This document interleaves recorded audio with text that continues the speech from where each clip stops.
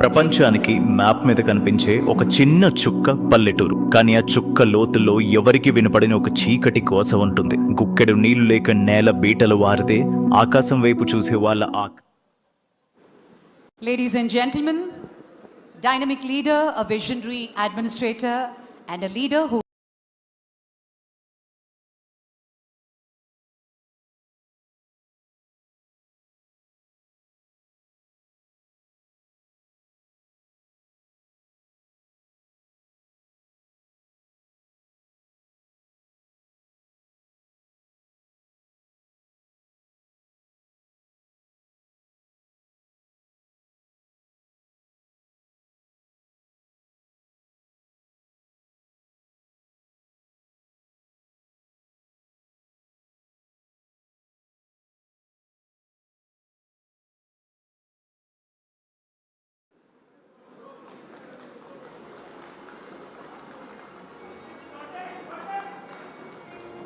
ప్రపంచానికి మ్యాప్ మీద కనిపించే ఒక చిన్న చుక్క పల్లెటూరు. కానీ ఆ చుక్క లోతుల్లో ఎవరికి వినపడిన ఒక చీకటి కోస ఉంటుంది. గుక్కెడు నీళ్లు లేక నేల బీటలు వారితే ఆకాశం వైపు చూసే వాళ్ళ Ladies and gentlemen, dynamic leader, a visionary administrator, and a leader who is redefining the future of Telangana with courage, clarity, and commitment. Under his leadership, Telangana is emerging as a powerhouse of innovation, investments, infrastructure, and inclusive growth, carrying forward the spirit of progressive and future-ready state. It's an honor for all of us here at Way2 News Conclave 2026. Ladies and gentlemen, please put your hands together for our Honorable Chief Minister, Shri Revanth Reddy Garu. ఈ రోజు మరి Telangana a decade from now 2026 కాన్క్లేవ్కి ప్రత్యేకంగా విచ్చేశారు. ఒక special announcement కూడా చేయబోతున్నారు. To do the honors, may I also request Raju Garu, ladies and gentlemen, please put your hands together for our Honorable Chief Minister, Shri Revanth Reddy Garu.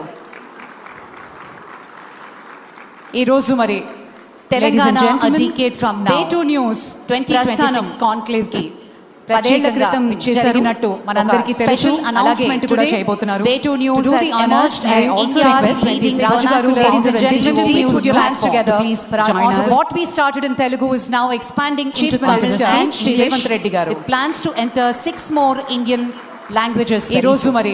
ఈ రోజు Telangana Way2 News button press చేసి Way2 News English app లాంఛనంగా launch చేయవలసిన special announcement కూడా చేయబోతున్నారు. Way2 News and gentlemen, thank you Raju Garu, ladies and gentlemen, please put your hands together for our honor. What we started in Telugu is now expanding. For 10 years, we spoke the language of the Telugu soil. We went to the deepest villages. We stood at every Chief Minister Shri Revanth Reddy Garu with plans to enter 6 more Indian languages. ఈ రోజు మరి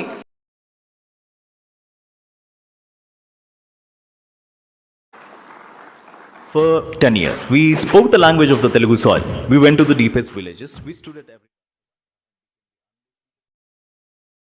Chief Minister Shri Revanth Reddy Garu with plans to enter 6 more Indian languages. ఈ రోజు మరి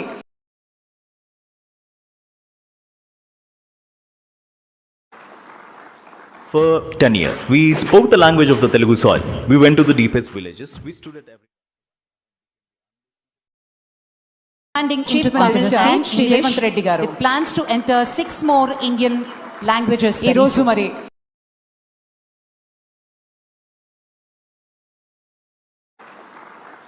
For 10 years, we spoke the language of the Telugu soil.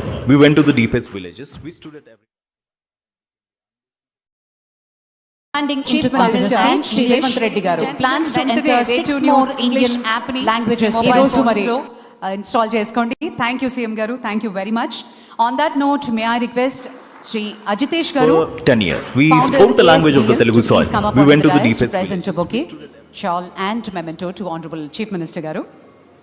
Chief Minister Shri Revanth Reddy Garu plans to enter 6 more Indian languages. ఈ రోజు మరి install చేసుకోండి. Thank you CM గారు, thank you very much. Over 65 lakh daily active readers. Ajitesh గారు 1.4 crore. We spoke the language of the Telugu soil. We went to the deepest billion news reads every single month. Chief Minister గారు Every leader is a platform ready. Plans to integrate Telugu news, English, not just in languages, but a daily habit across the Telugu states. Thank you, CM Garu. Thank you very much. Over 65 Telugu Garu, founder Ajitesh Garu, 10 years. We spoke the language of the Telugu soil. We went to the deepest. Thank you, and thank you very much. Chief Minister Garu. Every leader is a platform ready. Plans to integrate Telugu news, English, not just in languages, but a daily habit across the Telugu states. Thank you, CM Garu. Thank you very much. Over 65 Telugu Garu, founder Ajitesh Garu, 10 years. We spoke the language of the Telugu soil. We went to the deepest. Thank you, and thank you very much. Chief Minister Garu. Every leader is a platform ready. Plans to integrate Telugu news, English, not just in languages, but a daily habit across the Telugu states. To moderate this session, Over 65 Telugu Garu, founder Ajitesh Garu, 10 years. We spoke the language of the Telugu soil. We went to the deepest. Thank you, session. Thank you very much. From the Chief Minister. Every leader is a platform ready. Plans to integrate Telugu news, English, not just in languages, but a daily habit across the Telugu states. To moderate this session, Over 65 Telugu Garu, founder Ajitesh Garu, 10 years. We spoke the language of the Telugu soil. We went to the deepest. Thank you, session. Thank you very much. From the Chief Minister. Every leader is a platform ready. Plans to integrate Telugu news, English, not just in languages, but a daily habit across the Telugu states. To moderate This session, over 65 Telugu Garu, founder Ajitesh Garu, 10 years. We spoke the language of the Telugu soil. We went to the deepest. Thank you, session. Thank you very much. from the Chief Minister. Every leader is a platform ready. Plans to integrate Telugu news. You sir welcome. So Telangana ఈ రోజు నుంచి వచ్చే 10 ఏళ్ల పాటు ఎలా మాట్లాడదామని పిలిచాం ప్రధానంగా. దానికంటే ముందు మీరు నాకు 2006 నుంచి తెలుసు. 2006లో మీరు ఒక విజన్ పెట్టుకొని 20 ఇయర్స్లో ముఖ్యమంత్రి చైర్లో 18 ఇయర్స్లో కూర్చున్నారు. సో మీ విజన్ కంప్లీట్ అయింది. ఇప్పుడు తెలంగాణ విజన్ ఏంటి? కమింగ్ 10 ఇయర్స్లో తెలంగాణను ఎలా చూడాలనుకుంటున్నారు ఒకటి. దానికంటే ముందు లైటర్ వేలో నేను ఒకటి అడగాలనుకున్నా. 2006 నుంచి చూస్తున్నారు ఇప్పటి వరకు సేమ్ ఎనర్జీతో ఎలా ఉండగలుగుతున్నారు? ఎక్కడ రేవంత్ రెడ్డి కాస్త డల్ అయిపోయి అలాంటి విజువల్ ఎక్కడ కనపడదు ఎందుకు? ఎలా అంత ఎనర్జీ మెయింటైన్ చేస్తున్నారు? విజన్ పెట్టుకొని 20 ఇయర్స్లో ముఖ్యమంత్రి చైర్లో 18 ఇయర్స్లో కూర్చున్నారు. సో మీ విజన్ కంప్లీట్ అయింది. ఇప్పుడు మనకున్న లక్ష్యం, కమింగ్ 10 ఇయర్స్లో తెలంగాణ మన ఆలోచన, దానికంటే ముందు మనం తీసుకుంటున్న నిర్ణయాలలో స్పష్టత ఉంటే 2006 నుంచి చూస్తున్నారు ఇప్పటి వరకు ఆ పాజిటివ్ ఎనర్జీ అనేది ఉండగలుగుతున్నారు. మనకి ఆటోమేటిక్గా రేవంత్ రెడ్డి కాస్త డల్ అయిపోయి అలాంటి విజువల్ ఎక్కడ కనపడదు ఎందుకు?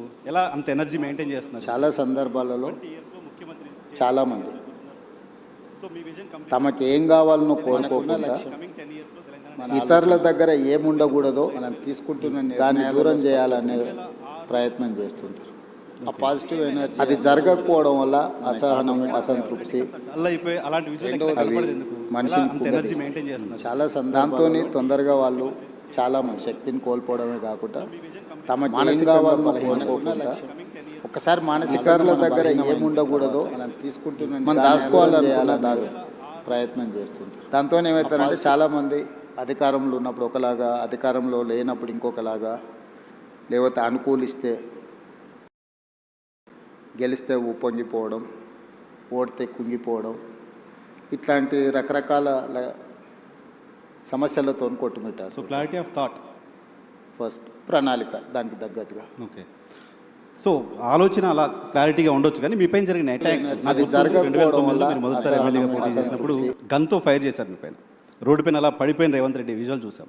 ఆ తర్వాత కేసులు, కొట్లాట్లు, అరెస్టులు, జైలు ఇవన్నీ కూడా చూసారు. రకరకాల క్లారిటీ ఆఫ్ థాట్ ఓకే. ఇవన్నీ ఎక్కడ ఆపలేదా? ఇవన్నీ ఎక్కడ clarity of thought bounce back అయ్యేలా మళ్ళీ వెనక్కి తగ్గేలా చేయలేదా? డెఫినెట్గా సమస్య వచ్చినప్పుడు, ఆలోచన సమస్యను ఎదుర్కొంటున్నప్పుడు కొంత మానసికంగా ఒత్తిడి ఉంటుంది. కాకపోతే అది అధిగమించడానికి కావలసిన ఆలోచన చేసుకోవడమే, మన లక్ష్యాన్ని గుర్తు చేసుకోవడమే. లేదా ఎదురుగా ఉండే వాళ్ళు కూడా కోరుకుంటున్నది అదే కదా, అంటే మనం తగ్గాలనో, మనం ఓడాలనో, లేకపోతే మనల్ని ఓడించాలనో. సో వాళ్ళ కోరుకున్న విధంగా మనం వ్యవహరిస్తే వాళ్ళ ఆలోచనలని మనము ముందుకు తీసుకెళ్ళినట్టు ఉంటుంది తప్ప మనమేం ఆలోచన చేస్తున్నాం, మనకేం కావాలనో దాని మీద ముందుకు వెళ్ళడానికి అవకాశమే ఉండదు కదా. కాబట్టి నేను జిల్లా పరిషత్ మెంబర్గా ఇండిపెండెంట్గా గెలిచిన, ఎమ్మెల్సీ ఇండిపెండెంట్గా గెలిచిన, 2 సార్లు ఎమ్మెల్యేగా గెలిచిన, ఒకసారి ఎంపీగా గెలిచిన, ఈరోజు 3వసారి ఎమ్మెల్యేగా గెలిచి ముఖ్యమంత్రి అయినా. నా ఆలోచనలో నాకు స్పష్టత ఉంది. నాకు స్పష్టత ఉన్న మీద ఆలోచన మీద ఇతరులకు భిన్నాభిప్రాయాలు ఉండొచ్చు. రాజకీయాలలో నేను ఎప్పుడూ 100% ప్రజల్ని ఒప్పించాలను, 100% మార్కులు సాధించాలను నేను ఎప్పుడూ లక్ష్యం చేయను. నా లెక్క పాలిటిక్స్లో 51% ఈజ్ 100%, 49% ఈజ్ 0. నువ్వు గెలవాలంటే 51% చాలు నీకు రాజకీయాలలో. ఈ గేమ్లో ఉన్న రూలే అది. 51%, 61 సీటు వస్తే నువ్వు ప్రభుత్వాన్ని ఏర్పాటు చేస్తావు. 59 సీట్లు వస్తే ఇంటి దగ్గర కూర్చుంటావు. సో 59కి 61కున్న తేడా 2. సో ఇక్కడ మనము 100% ప్రజల్ని మెప్పించాలను, లేదా 100% ప్రజలు మనం చెప్పినట్టే వినాలను మనం కోరుకుంటే మనకు తప్పకుండా డిస్సాటిస్ఫాక్షన్ అనేది మనల్ని చేస్తూనే ఉంటుంది. సో మనం 51% ప్రజలను ఒప్పించడానికి 51% ప్రజలు మెచ్చే విధంగా పరిపాలన అందిస్తే sometimes that may be 60, that may be 70, 75, 60% first క్లాస్లో పాస్ అయినట్టు, 75% డిస్టింక్షన్ వచ్చినట్టు. ఎట్ ద మ్యాక్స్ నువ్వు పెట్టుకోవాల్సిన ఎఫర్ట్స్ కానీ లక్ష్యం కానీ 60% నుంచి 75% మధ్యలో నీ నిర్ణయాలను ప్రజలు ఆమోదిస్తే that is the biggest victory. మనం ఒప్పుకోని వాళ్ళను ఏదో విధంగా వాళ్ళను అణచివేయాలను, లేకపోతే వాళ్ళని ఏదో రకంగా అడ్డు తొలగించుకోవాలని మనం అనుకుంటే మనం చేయాల్సిన పనులను వదిలేసి అలాంటి వాళ్ళకే మన సమయం అంతా పోతుంది. మన ఎనర్జీ అనేది, మన ఆలోచన అనేది మనకేం కావాలనే లక్ష్యం కోసం ఉపయోగించినప్పుడు తప్పకుండా దాని ఫలితాలు వేరే రకంగా ఉంటాయి. ఓకే, సో ఇప్పుడు మీ ఎనర్జీ అంతా తెలంగాణకి ఏం కావాలి, తెలంగాణ ఎలా అభివృద్ధి కావాలి అనే దానిపైన పెట్టారు, రైట్? సో ఏంటి మీ విజన్ ఏంటో ఒకసారి చెప్తారా? కమింగ్ 10 years తెలంగాణ ఎలా ఉండబోతోంది? రైజింగ్ తెలంగాణ. నేను మొదటి నుంచి కూడా నేను అంటే జడ్పీటీసీ గెలిచినప్పుడు నేను జూబ్లీ సొసైటీలో ఇక్కడ మేము బోర్డ్ డైరెక్టర్గా ఇక్కడ 26-27 years బ్యాక్ ఈ సొసైటీ నుంచే నేను కిందికి పోయినా. చాలామంది కింద నుంచి ఒక స్టేజ్కి వచ్చినాక జూబ్లీ హిల్స్కి వస్తారు. నేను జూబ్లీ హిల్స్ నుంచి గ్రామాలకు పోయినా. సో నేను జూబ్లీ హిల్స్ చూసిన, సినిమా పరిశ్రమలో ఉండే ఫ్రెండ్స్ని చూసిన 30 సంవత్సరాల క్రితమే.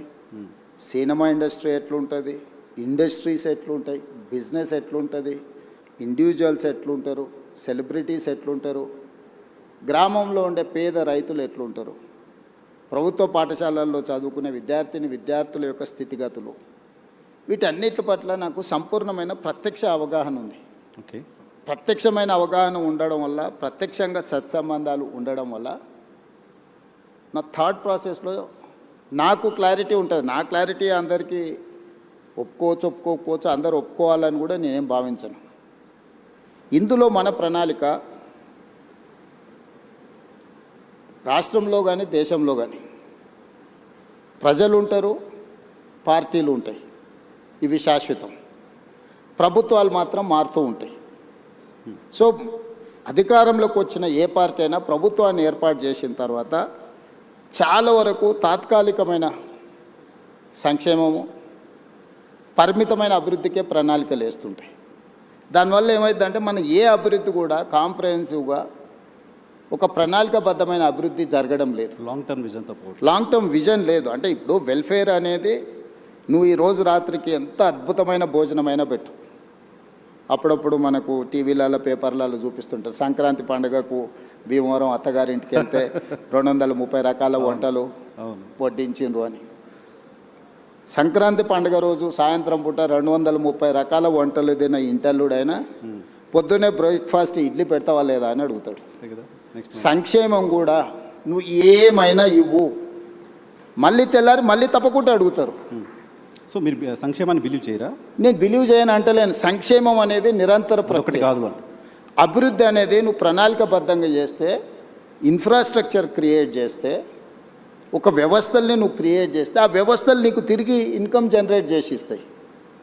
ఆ వ్యవస్థ అనే దానికి పరిమితంగా చేయడం వల్ల పరిమితమైన ఇన్కమ్ కానీ, పరిమితమైన ప్రణాళిక కానీ, ఆ పరిమితమైన ప్రణాళికను నెక్స్ట్ వచ్చిన ప్రభుత్వం కొనసాగిస్తుందా లేదా అంటే మనం చెప్పలేం. రాజకీయాలలో ఉన్న రకరకాల మనం చూస్తున్నాం. పక్క రాష్ట్రంలో కూడా కొన్ని ఉదాహరణలు చూసినాం. మన దగ్గర కూడా కొన్ని ప్రణాళికలు కాంగ్రెస్ అధికారంలో ఉన్నప్పుడు ITIR కారిడార్ ఇచ్చిండ్రు. తర్వాత వచ్చిన ప్రభుత్వం దాన్ని రద్దు చేసింది. ITIR కారిడార్లో ప్రత్యక్షంగా కొన్ని లక్షల ఉద్యోగాలు, పరోక్షంగా 1 కోటి మందికి పైగా జీవనాధారం దొరికే ఒక ప్రణాళిక. ఆ ప్రణాళికను వచ్చిన ప్రభుత్వం కొనసాగించలేదు. ఇట్లాంటివి చాలా ఉదాహరణలు ఉన్నాయి. అందుకోసం ప్రభుత్వాలు శాఖ వారీగా చేస్తారు, అంటే ఈ శాఖ ప్రణాళిక ఇట్లా ఉండాలని చూస్తారు, లేకపోతే జెండర్ బేస్డ్, అంటే మా పురుషులకైతే ఇట్లా ఉండాలి, మహిళలకైతే ఇట్లా ఉండాలి, యువకులకు విద్యార్థులకైతే ఇట్లా ఉండాలి, రైతులు అట్లా అంటే ఒక వర్టికల్ని మాత్రమే మనం డిజైన్ చేస్తున్నాం ఇప్పటి వరకు. ఈ వర్టికల్స్ డిజైన్ చేయడం వల్ల ఒక పూర్తి స్థాయి ప్రణాళిక అభివృద్ధి అనేది మనం చేయలేకపోతున్నాం. ఉదాహరణ, మనకు సెల్ఫ్ హెల్ప్ గ్రూపులు ఉన్నాయి, స్వయం సహాయక సంఘాలు, మహిళా సంఘాలకు వాళ్ళకి సంబంధించిన బ్యాంకులో రుణాలు ఇచ్చి వాళ్ళని ఆర్థికంగా నిలబెట్టాలని ఒక ఆలోచన చేస్తారు. అంతవరకు అది కరెక్టే.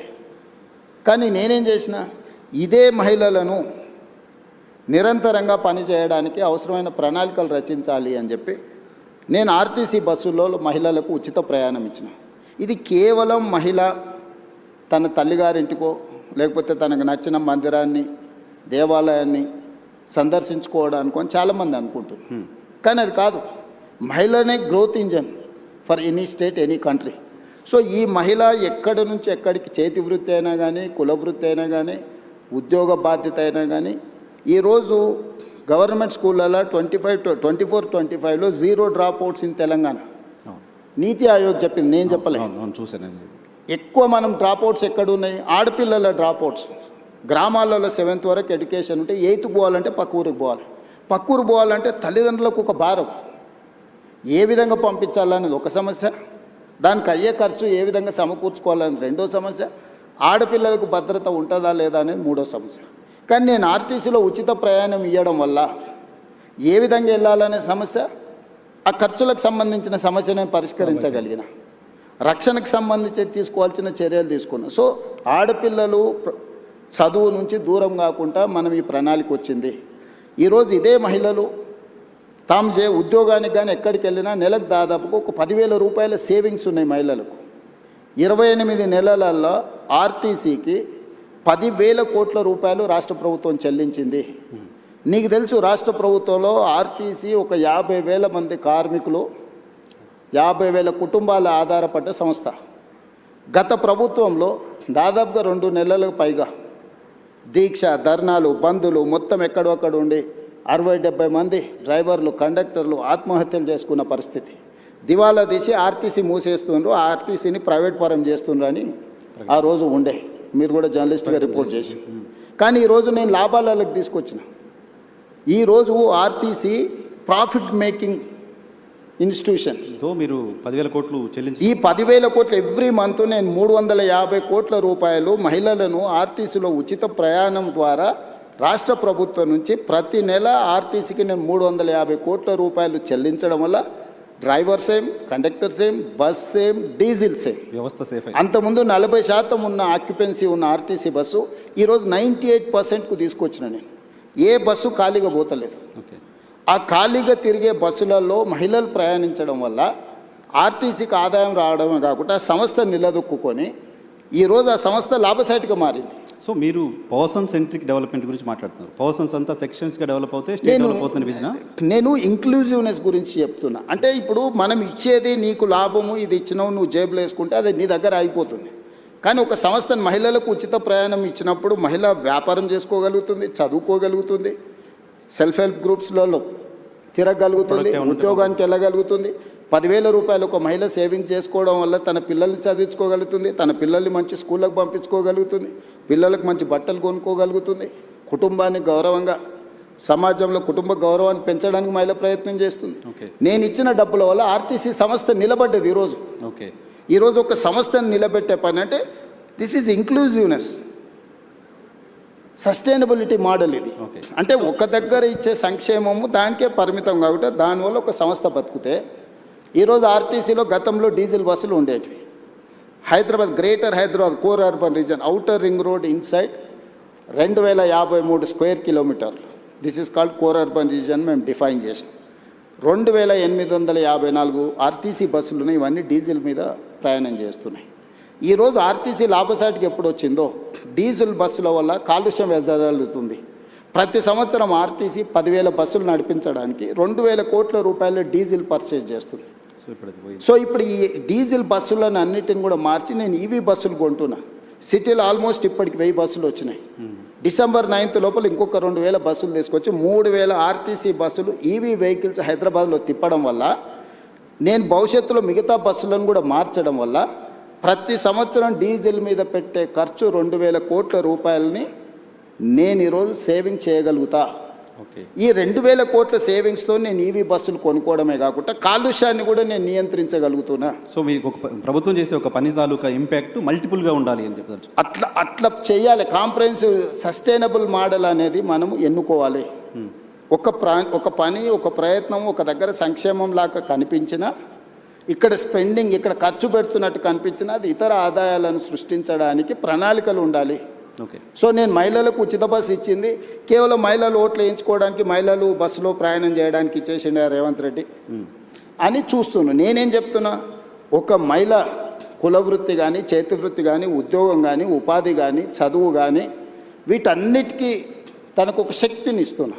సో అది ఓకే, మహిళలకు సంబంధించి సరే, దానికి సంబంధించిన ఇంపాక్ట్ మీరు అంతా చెప్పారు. ఓకే, బట్ 1 ట్రిలియన్ ఎకాడమీ నేను చేస్తాను 34 వరకు అని చెప్పి మీరు ఒక మాట్లాడుతున్నారు కంటిన్యూస్గా. మొత్తం దేశ జీడీపీలో 10% మేము కాంట్రిబ్యూట్ చేయాలనుకుంటున్నామని చెప్తున్నారు. ఎస్. సో దీంతో సాధ్యమవుతుందా? ఇంకేదో పెద్ద పెద్ద పెట్టుబడులు రావాల్సిన అవసరం ఉంటుంది, ఇంకా చాలా చేయాల్సిన అవసరం. Yes YNR, I do agree.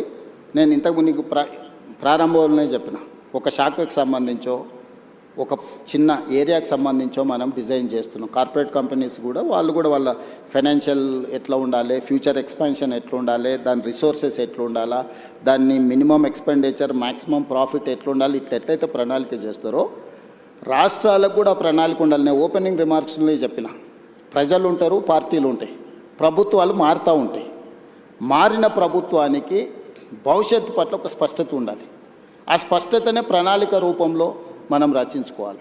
ఇప్పటివరకు భారతదేశంలో ఏ రాష్ట్రానికి కూడా కాంప్రహెన్సివ్ డిజైన్ అనేది లేదు, కాంప్రహెన్సివ్ పాలసీ లేదు.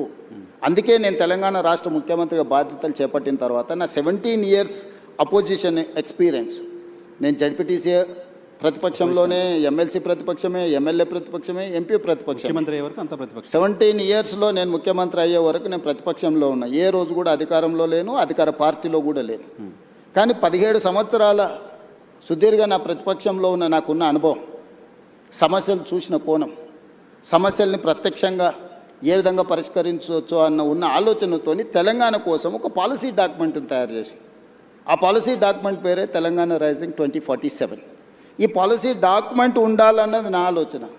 పాలసీలో చాప్టర్స్ అనేటివి నేను రాసినవి కాదు. ఓ సత్యనాథెల్ల ఇందులో ఉన్నాడు, సంతను నారాయణ ఉన్నాడు, లేకపోతే world bank chairman Ajay Banga ఉన్నాడు, లేకపోతే రఘురామరాజన్ ఎక్స్ ఆర్బీఐ గవర్నర్ ఉన్నాడు, NITI Aayog government of India vice chairman Suman Bery ఉన్నాడు, ఐఎస్బీ ఇన్స్టిట్యూట్ ఇక్కడ ఏదైతే ఉన్నదో one of the best institute in the world, ISB మా policy document partner, NALSAR university మా పాలసీ డాక్యుమెంట్ పార్ట్నర్. ఓకే.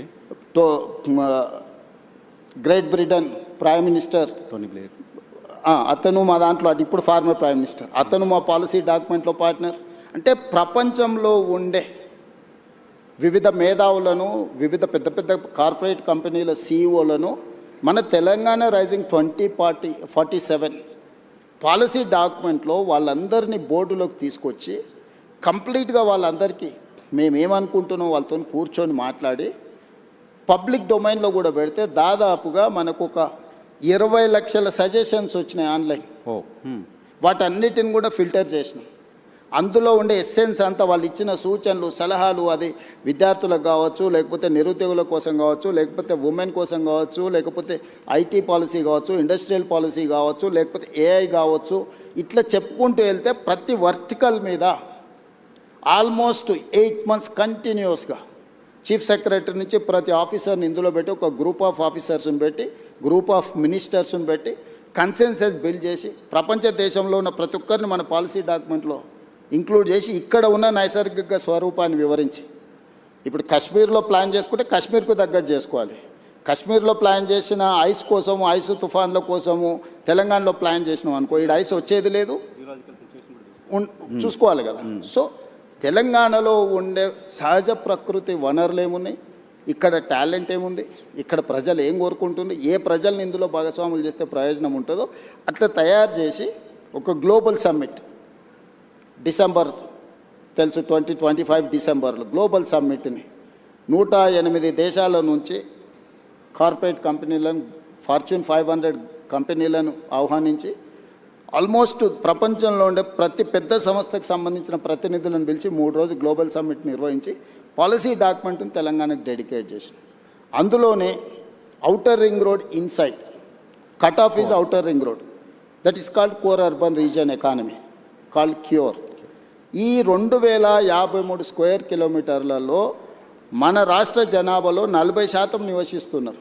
1,34,00,000 మంది ప్రజలు ఇక్కడ నివసిస్తున్నారు. లోపల ఈ రింగ్ రోడ్డు లోపలనే ఇక్కడ పరిశ్రమలు ఉన్నాయి, కాలుష్యం వెదజల్లే పరిశ్రమలు ఉన్నాయి, రకరకాల ఎంక్రోచ్మెంట్స్ ఉన్నాయి, నాలా ఎంక్రోచ్మెంట్స్ ఉన్నది, వాటర్ బాడీస్ ఎంక్రోచ్మెంట్స్ ఉన్నాయి, నదుల ఎంక్రోచ్మెంట్స్ ఉన్నాయి, అన్ని రకాల సమస్యలతో కూడుకున్న థిక్ పాపులేటెడ్ ఏరియా.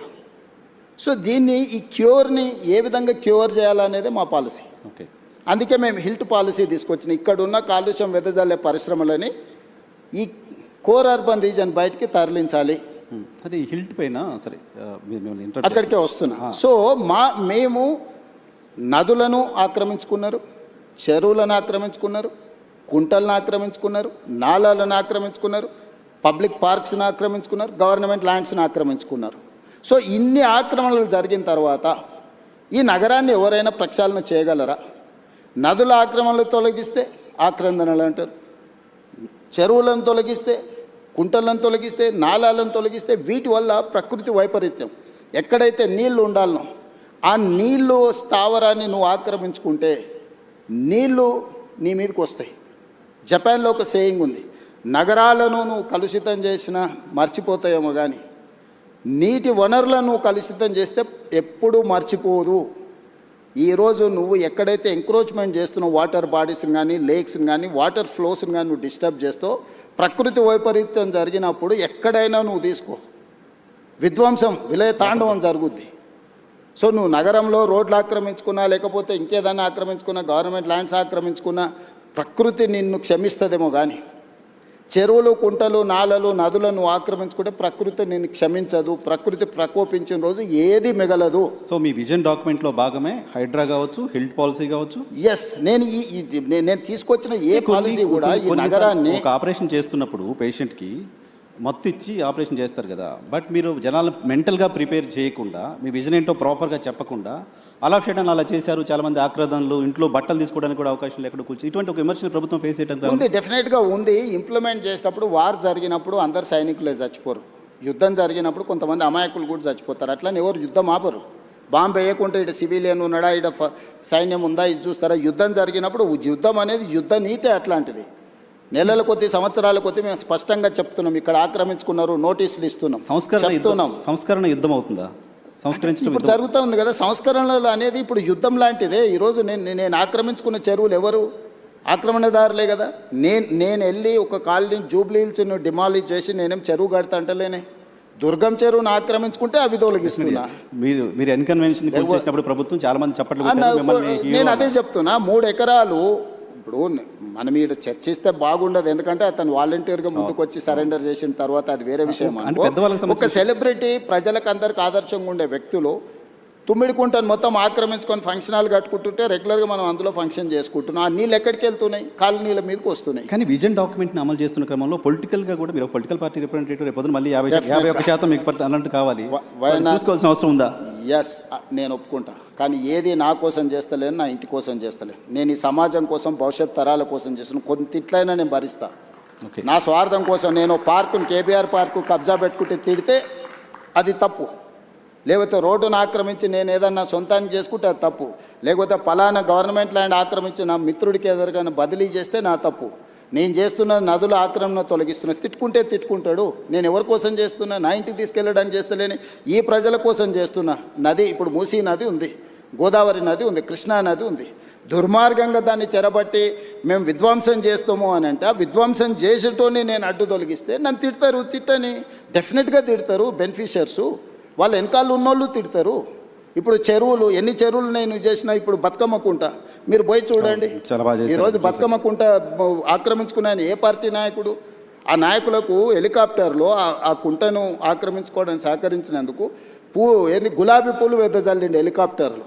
ఎక్కడి నుంచి వచ్చింది ఆ సొమ్ము? బతుకమ్మ కుంట ఆక్రమించుకొని 10 ఎకరాలు అమ్ముకుంటే ఆ సొమ్ము వచ్చింది. ఆయన వాళ్ళకు గొప్ప నాయకుడు. నేను అది తొలగించేసి కొట్టేసి బతుకమ్మ కుంటను నేను రిస్టోర్ చేసిన. దాని పేరే బతుకమ్మ కుంట. అది డెఫినెట్గా అచీవ్మెంట్గానే చూడాలి. బతుకమ్మ కుంట కావచ్చు, ఇంకా తుమ్మిడి కొన్ని కుంట చేశారు. కావచ్చు, తుమ్మిడి లేకపోతే కుంట నల్లజరు కుక్కట్పల్లిలో కావచ్చు, ఆక్రమించుకున్న- గుమ్రక్దౌలా కావచ్చు. గుమ్రక్దౌలా ఇప్పుడు ఒకప్పుడు నిజాం ఉన్నప్పుడు తాగడానికి నీళ్ళ నుంచి మొత్తం అక్కడి నుంచే తీసుకెళ్ళి కంప్లీట్గా ఆక్రమించుకున్నారు. నేను పొలిటికల్ ఎవరిని స్పేర్ చేయలే. అక్కడ ఎంఐఎం లీడర్స్ అబ్జెక్షన్ చేసారు, ఇక్కడికి వస్తే బీఆర్ఎస్ లీడర్లు అబ్జెక్షన్ చేసారు, ఇంకొక దగ్గరకు వస్తే కుక్కట్పల్లిలో ఇంకొకరు అబ్జెక్షన్ చేసారు, అందరు తిట్టారు. మీరు బీఆర్ఎస్కో ఎంఐఎంకో ఎవరికో ఆన్సర్ చేయాల్సిన అవసరం లేదు. కానీ పేదవాళ్ళు ఎవరైతే ఇబ్బంది పడుతున్నారో కొన్ని విజువల్స్ చూస్తే బాధ అనిపిస్తుంది సార్. ఎస్, డెఫినెట్గా నాకు కూడా బాధ. వాళ్ళకి హోప్ ఎవరు? మీరే, ఇంకా ఎవరు కాదు కదా. వాళ్ళకి హోప్ నేనే వాళ్ళకి ఏమన్నా న్యాయం చేస్తా అన్న నమ్మకంతోనే నన్ను ముఖ్యమంత్రి చేశాను. అందుకే వాళ్ళకి డబుల్ బెడ్ ఇండ్లు ఆఫర్ ఇచ్చిన, మంచి వాళ్ళ పిల్లలకు స్కూల్ ఆఫర్ ఇచ్చిన, వాళ్ళకి కావాల్సిన సహాయం అందిస్తా అని చెప్పిన. నేను నిస్సహాయాన్ని ఎక్కడ? నువ్వు ఆక్రమించుకున్న చెరువులు మాత్రమే నేను ఉంటా అంటే నేను నిస్సహాయాన్ని. ఓకే, నేను స్పష్టంగా చెప్తున్నా, మూసీ నదిని ఆక్రమించుకున్న వాళ్ళకి నేను క్లియర్గా చెప్తున్నారు, మీకు ఇల్లు కట్టిస్తా, స్కూల్ కట్టిస్తా, హాస్పిటల్ కట్టిస్తా, మీకు ఆర్థిక సహాయాన్ని అందిస్తా, మీరు వ్యాపారం చేసుకోండి, మీ పిల్లల్ని చదివించుకోండి, వాళ్ళ భవిష్యత్తు తీర్చిదిద్దుకోండి, ప్రభుత్వం ఉదారంగా ముందుకు వచ్చి మిమ్మల్ని ఆదుకుంటుందని చెప్తే లేదు మేము మూసీలనే ఉంటాము అని వాళ్ళని కొంతమంది పరోక్షంగా ప్రోత్సహిస్తారు. ఓకే, నేను అది కూడా చెప్పిన, అదే ఏరియాలో మీకు ఉద్యోగ ఉపాధి అవకాశాలు ఉంటే ప్రభుత్వ భూమి తీసి మీకు ఇండ్లు కట్టిస్తానే స్వామి. ఆ ఏరియాలో మీరు అక్కడి నుంచి ఎక్కడికో కూడా తరలించండి మిమ్మల్ని. ఏ ఏరియాలో అయితే మూసీ నదిలో ఎవరు మూసీలో బతకాలని కోరుకోరు. అంతే కదా, స్మెల్తో ఈరోజు వైఎన్ఆర్ నిన్న ఒక క్వశ్చన్ అడుగుతా. గంగా పేరు మీద, యమునా పేరు మీద, సరస్వతి పేరు మీద, ఇట్లాంటి గోదావరి పేరు మీద, కావేరి పేరు మీద, కృష్ణా పేరు మీద, అన్ని నదుల పేర్ల మీద ఆడపిల్లలు పెట్టుకున్నారా తల్లిదండ్రులు? ఏ తల్లిదండ్రులైనా మూసీ పేరు పెట్టుకున్నారా? మూసీ కూడా నదే కదా. మూసీ నది బిడ్డ పేరు ఎవరైనా పెట్టుకున్నారా? ఎందుకు? పొల్యూటెడ్ మూసీ అంటేనే మురికి పర్యాయ పదంగా మార్చిండ్రు. దీనికి కారణం ఎవరు? గత పాలకులు కాదా?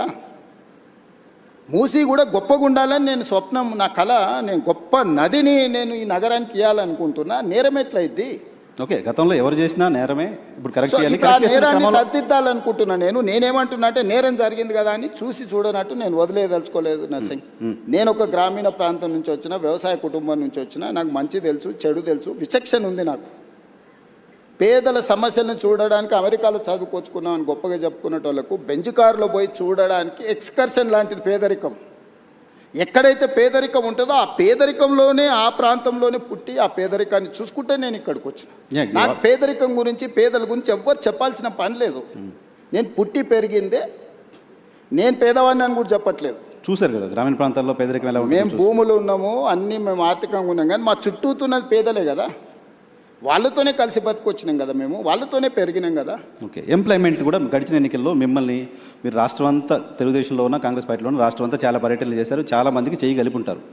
మీరు ఎవరో తెలియని వాళ్ళు, మేము చూడని వాళ్ళు కూడా రేవంత్ అన్న వస్తే ఉద్యోగాలు వస్తాయనే ఆశతో చాలామంది నిరుద్యోగులు ఓట్లేశారు. సో ఇప్పుడు ఒక స్కిల్ యూనివర్సిటీ అనేది తీసుకొచ్చారు. స్కిల్ యూనివర్సిటీ ఏ రకంగా గేమ్ చేంజర్ అవుతుంది ఎంప్లాయ్మెంట్లో తెలంగాణకి? సో నేను ఇప్పుడు నీ క్యూర్ మాత్రమే చెప్పిన. Outer ring road inside 160 kilometre radius ఉన్నది, మధ్యలో ఉన్నది క్యూర్. ఇది 2053 కిలోమీటర్స్, 1,34 lakh పాపులేషన్. ఇప్పుడు రీజనల్ రింగ్ రోడ్ ఏర్పాటు చేసుకోబోతున్నాం మనం, 360 kilometres. Outer ring road outside, regional ring road inside, PURE peri urban region economy. ఇక్కడ పరిశ్రమలు, ఇన్ఫ్రాస్ట్రక్చర్ క్రియేట్ చేయాలని పెట్టుకున్నాం. మేము నగరాల్లో నిర్మించదలుచుకున్నాం, పరిశ్రమల కోసం ఇప్పుడు ఇక్కడ నుంచి తరలించే పరిశ్రమలకు అక్కడ ఇవ్వదలుచుకున్నాం.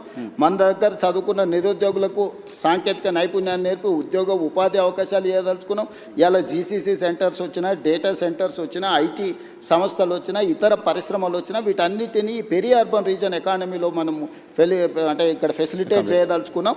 Regional ring road outside అది ఆల్మోస్ట్ ఒక 10,000 స్క్వేర్ కిలోమీటర్స్ ఉంది పెరీ అర్బన్.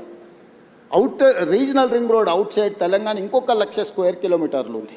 అంటే తెలంగాణ మొత్తం 1,12,000 స్క్వేర్ కిలోమీటర్లు ఉంటే 2,000 స్క్వేర్ కిలోమీటర్లేమో క్యూర్ కింద తీసుకున్నాం, 10,000 స్క్వేర్ కిలోమీటర్లు ప్యూర్ కింద తీసుకున్నాం, 1,00,000 స్క్వేర్ కిలోమీటర్లు rare rural agricultural reason economy. So కంప్లీట్గా ఒక్కటేమో సర్వీస్ సెక్టర్, రెండవది మ్యానుఫ్యాక్చరింగ్ సెక్టర్, మూడవది అగ్రికల్చర్ సెక్టర్. సో తెలంగాణ రాష్ట్రానికి రాబోయే 100 సంవత్సరాలకు అవసరమైన ఒక ప్రణాళికను, ఒక పాలసీ డాక్యుమెంట్ను తెలంగాణ రైజింగ్ 2047 అని ఈ దేశంలోనే మొట్టమొదటిసారి తెలంగాణ రాష్ట్రం అడాప్ట్ చేసుకున్నది. మేము ఆ పాలసీని ఎగ్జిక్యూట్ చేయడానికి ప్రయత్నం చేస్తున్నాం, రోడ్ మ్యాప్ వేస్తున్నా నేను. ఈరోజు ఫ్యూచర్ సిటీ 30,000 ఎకరాలలో ఒక కొత్త నగరాన్ని నిర్మించాలనుకుంటున్నాం. ఇప్పటివరకు ఈ దేశంలో కొత్త నగరం కోసం ఎవరైనా ఆలోచన చేసారా?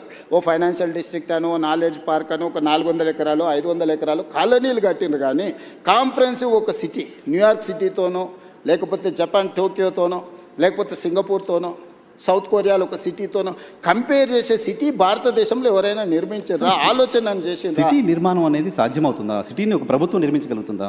100%. మనం ట్రంక్ ఇన్ఫ్రాస్ట్రక్చర్ క్రియేట్ చేస్తే hundreds of thousands of builders are ready to construct. మనం చేయాల్సిన పని అది కాదు. మనం ట్రంక్ ఇన్ఫ్రాస్ట్రక్చర్ చేయాలి, కనెక్టివిటీ చేయాలి, మెట్రో కనెక్టివిటీ ఇవ్వు, నేషనల్ హైవేస్ ఇవ్వు, పోర్ట్ కనెక్టివిటీ ఇవ్వు, ఎయిర్పోర్ట్ కనెక్టివిటీ ఇవ్వు. ఇది మాత్రమే ప్రభుత్వం చేయాలి. అంటే ఒక ఏరియాని ఇయర్ మార్క్ చేసి, ల్యాండ్ అక్వైర్ చేసి, ఎకో సిస్టమ్ మనం డెవలప్ చేస్తే సిటీలు నిర్మించడానికి, లక్షల కోట్లు పెట్టుబడులు పెట్టడానికి, దాన్నే వ్యాపారంగా మార్చుకొని సిటీని అభివృద్ధి చేయడానికి చాలామంది రెడీగా ఉన్నారు. ఇప్పుడు ఫైనాన్షియల్ డిస్ట్రిక్ట్ ఉంది, మొత్తం ప్రభుత్వం కట్టలేదే. ప్రభుత్వం ఏం కట్టింది? ఇది ఫైనాన్షియల్ డిస్ట్రిక్ట్, ఇక్కడ వచ్చి పెట్టుబడి పెట్టండి అన్నారు. వాళ్ళకి ఇన్సెంటివ్స్ ఇచ్చిండ్రు. ఈరోజు 10 లక్షల మంది ఆ ఒక 1000 ఎకరాలలో పనిచేస్తారు. ఈ పక్కనే రాయదుర్గంలో ఉన్న మీకు నాలెడ్జ్ పార్క్ ఉంది, 442 ఎకర్స్. జస్ట్ ఆ ల్యాండ్ లేఅవుట్ వేసేస్తే వాళ్ళే ఆక్షన్లు పెట్టి మన 177 కోట్లకి ఎకరం ల్యాండ్ కొనుక్కున్నారు.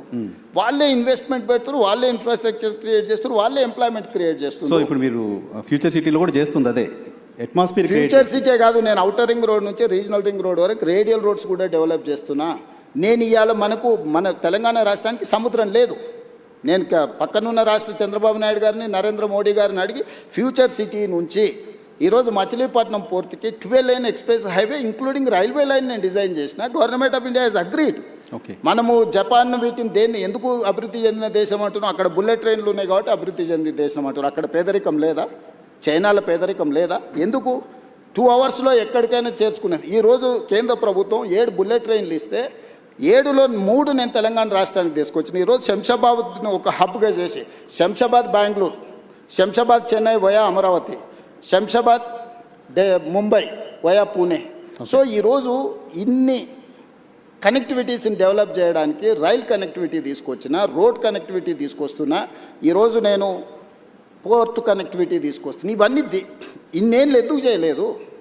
10 ఏళ్ళు తెలంగాణ వచ్చినాక ఒక్కరోజు కూడా ఆలోచన చేయలేదే వీళ్ళు.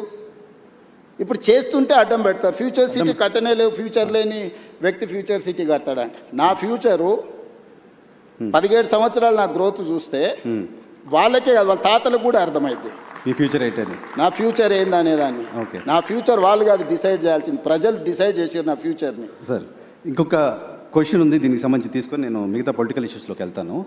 మీరు చాలా సందర్భాలు క్లెయిమ్ చేసుకుంటారు, నేను ఒక రియల్ ఎస్టేట్ పర్సన్ని, నేను రియల్ ఎస్టేట్ నా వ్యాపారం, నా బ్రతుకు తెరవది అదే చేసి వచ్చాను అని చెప్తారు.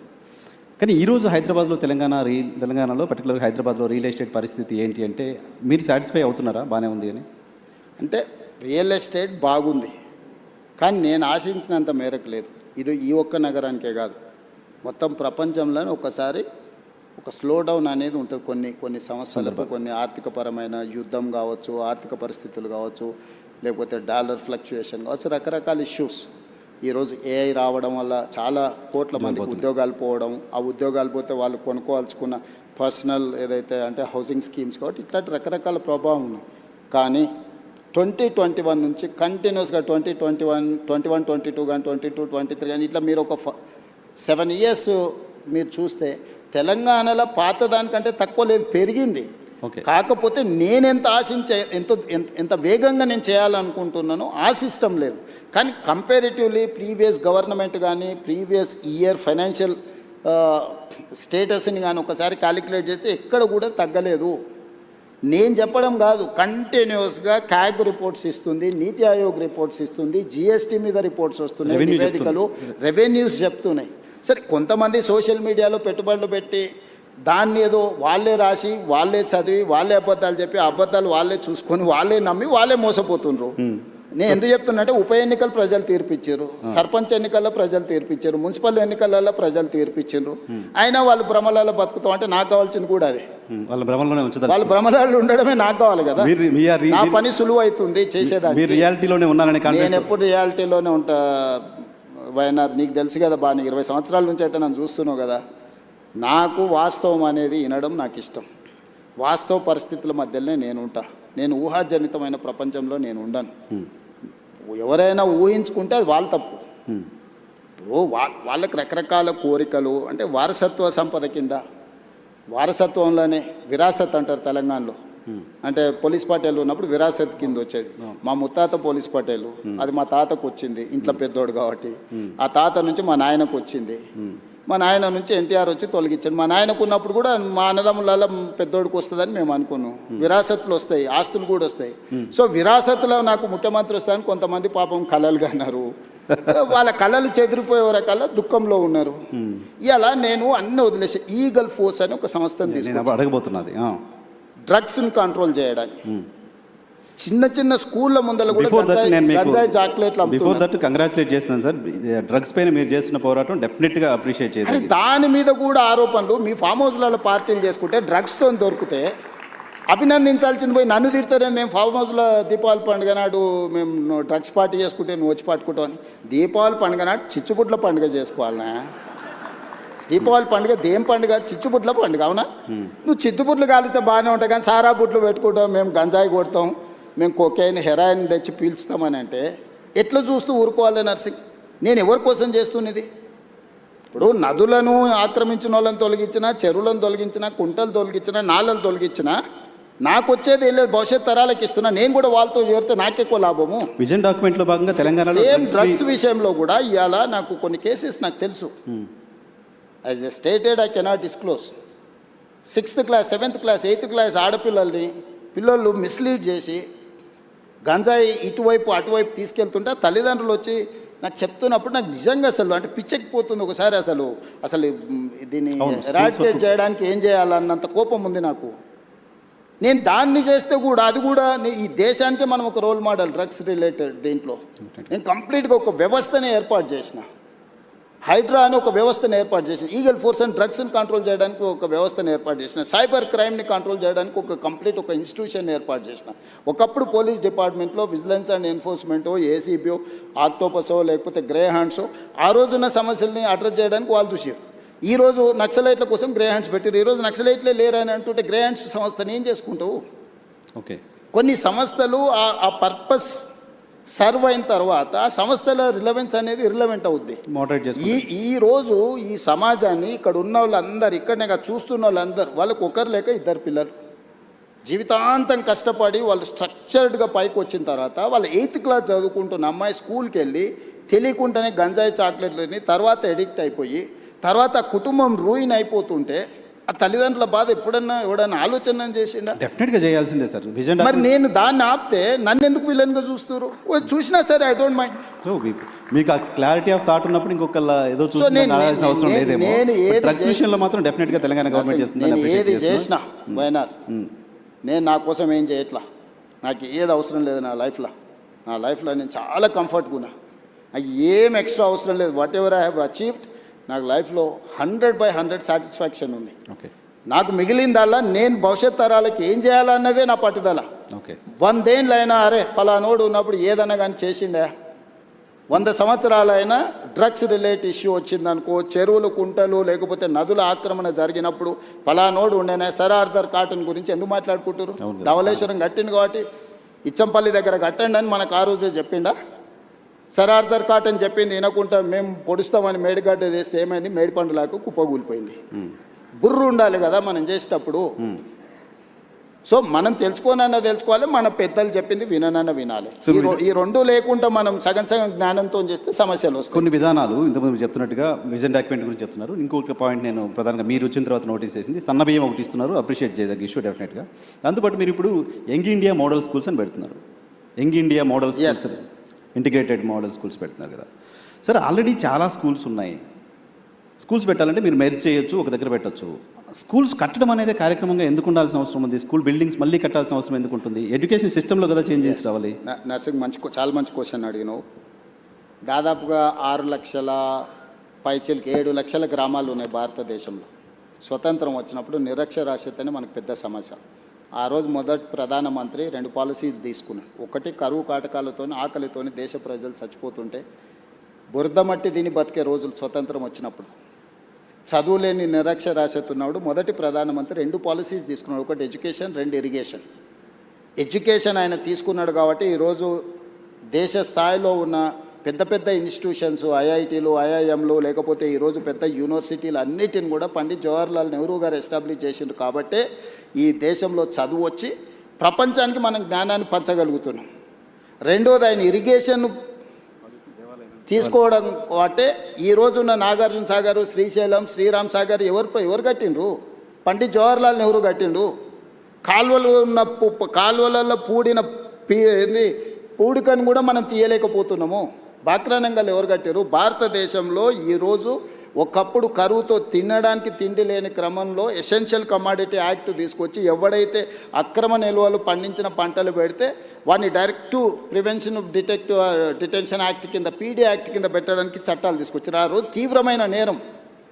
అక్కడి నుంచి ఈరోజు సర్ప్లస్ ప్రపంచ దేశానికి ఎగుమతి చేసి ఈరోజు మిగులు ఆహార పదార్థాలు అంటే ఇంకొక 10 సంవత్సరాలకు జరిపే ఆహారపు ధాన్యాలు నిల్వ మన దగ్గర ఉన్నాయి. ఈరోజు పండించిన పంట కొనడానికి కూడా ప్రభుత్వాలు ముందుకు రాలేనంత పంట ఈరోజు ఉత్పత్తి అవుతుంది. ఎక్కడి నుంచి వచ్చింది? ఈరోజు ప్రపంచ దేశాలలో ప్రపంచ దేశాలకు మనం ఎక్స్పర్ట్స్ని ఎక్స్పోర్ట్ చేస్తున్నాం, లేకపోతే ఎక్స్పర్ట్స్ ఇతర దేశాలకు వెళ్ళి మనం చాలా రకాలుగా పనిచేస్తున్నాం, లేకపోతే ఇక్కడ ఉత్పత్తి చేసిన వాటిని ఎక్స్పోర్ట్ చేస్తున్నాం. అంటే ఎందుకు? ఆ ఎడ్యుకేషన్ ఫిలాసఫీని, పాలసీని first prime minister of India adopt చేసుకున్నాడు కాబట్టి, ఎడ్యుకేషన్ అండ్ ఇరిగేషన్ ఒక పాలసీ కింద తీసుకున్నాడు కాబట్టి ఫస్ట్ రిఫార్మ్స్ అక్కడ జరిగినాయి. సెకండ్ రిఫార్మ్స్ ఇందిరాగాంధీకి వచ్చినప్పుడు వెల్ఫేర్ అండ్ సోషల్ జస్టిస్ కింద కానీ రాజభరణాలు రద్దు చేయడం కానీ, ఎస్సీ ఎస్టీ రిజర్వేషన్ నుంచి మొదలు పెడితే ప్రతి ఒక్కరికి ఆమె సెకండ్ రిఫార్మ్స్లో అవి తీసుకొచ్చింది కాబట్టి, థర్డ్ రిఫార్మ్స్లో పివి నరసింహారావు గారు, మన్మోహన్ సింగ్ గారు లిబరలైజేషన్, ప్రైవేటైజేషన్, గ్లోబలైజేషన్ 3 స్టేజెస్లో ఈ దేశాన్ని అభివృద్ధి పదం వైపు వాళ్ళు నడిపించారు. కాబట్టి ఈరోజు పివి నరసింహారావు గారు, మన్మోహన్ సింగ్ గారు తీసుకున్న నీ విధానాల వల్ల ఇక్కడ నువ్వు పోతే మైక్రోసాఫ్టా, ఇన్ఫోసిసా, విప్రోనా, నువ్వు you name it any company, global fortune 500 companies ఈరోజు హైదరాబాద్కు రాగలిగినాయి. హైటెక్ సిటీ అనేది ఈరోజు నువ్వు గొప్పగా చెప్పుకుంటున్నావు, కానీ అది ఎవరి ఆలోచన, ఎవరి విధానము? ఈరోజు ఈ దేశంలో ఉన్న పాలసీస్ని ఎవరు తీసుకొచ్చిండ్రు? అటువంటి పాలసీస్తో పోలుస్తారా మీరు పెడుతున్న స్కూల్స్ని? ఎస్, డెఫినెట్గా. ఈరోజు నేను చెప్పేది ఏంటంటే, ఆ రోజు రవాణా సౌకర్యాలు లేవు, గ్రామాలకు వెళ్ళలేని పరిస్థితి. ఏ ఊర్లో ఉన్న వాళ్ళు ఆ ఊర్లోనే ఉన్నప్పుడు ఆ తండకో, గూడానికో, మారుమూల పల్లెకో మనం విద్యను తీసుకెళ్ళాం. ప్రతి గ్రామంలో సింగిల్ టీచర్ స్కూల్ ఉండాలని, ప్రతి 2 కిలోమీటర్స్కి అప్పర్ ప్రైమరీ స్కూళ్ళు ఉండాలని, ప్రతి 3 కిలోమీటర్స్కి ప్రైమరీ స్కూళ్ళు ఉండాలని, అదేవిధంగా ప్రతి 5 కిలోమీటర్స్కి హై స్కూల్ ఉండాలని, ప్రతి 10 కిలోమీటర్స్కి హై స్కూల్ ఉండాలని, ప్రతి మండలంలో జూనియర్ కాలేజ్ ఉండాలని, ప్రతి నియోజకవర్గంలో డిగ్రీ కాలేజ్ ఉండాలని, ప్రతి రెవెన్యూ డివిజన్లో ఇంజనీరింగ్ కాలేజ్ ఉండాలని, ప్రతి డిస్టిక్లో మెడికల్ కాలేజ్ ఉండాలి. ఇది ఎడ్యుకేషన్ సిస్టమ్ ఇన్ తెలంగాణ లేకపోతే దేశం అని స్ట్రక్చర్డ్గా యూనివర్సిటీ నుంచి కేజీ టు పీజీ అంటారు కదా, స్లోగన్కి బాగుంది. కేజీ టు పీజీ అనేది పీజీ నుంచి కేజీ వరకు స్ట్రక్చర్ ఎవరు చేసిండ్రు? కాంగ్రెస్ పార్టీ చేసింది. ఫిలాసఫీని ఆ రోజు అడాప్ట్ చేసుకున్నారు. ఇప్పుడు మారింది. 27,000 స్కూల్స్ ఉన్నాయి గవర్నమెంట్వి. 1,05,000 మంది టీచర్లు ఉన్నారు నా దగ్గర, కానీ 19 లక్షల మంది మాత్రమే స్టూడెంట్స్ ఉన్నారు. కానీ ప్రైవేట్లో 12,000 స్కూళ్ళు ఉంటే 38 లక్షల పిల్లలు ఉన్నారు. నేను మిమ్మల్ని అడుగుతున్నాను నర్సింగ్, నా దగ్గర ఉన్న వాళ్ళు BA BEd minimum qualification teacher 1,05,000 మంది ఉన్నారు. గవర్నమెంట్ ఆఫ్ ఇండియా రేషియో 30 మంది విద్యార్థులకు ఒక టీచర్ ఉండాలి. కానీ తెలంగాణలో ఎంత ఉందో తెలుసా? 18 మంది విద్యార్థులకు ఒక టీచర్ ఉంది. భారతదేశంలో ఎక్కడా లేరు.